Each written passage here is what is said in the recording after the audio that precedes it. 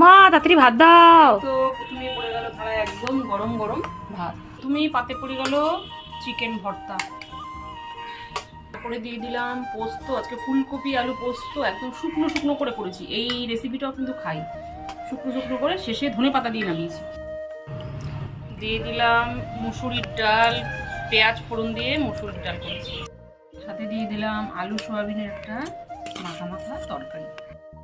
সাথে দিয়ে দিলাম ডিম কষা, ডিমটা একদম কষা কষা করেই করেছি। দিয়ে দিলাম চিংড়ি ভুনা, একদম শুকনো শুকনো করে করেছি চিংড়ি ভুনাটা।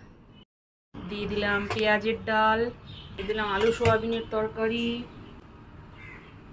ডিম কষা, আর সব শেষে চিংড়ি ভুনা।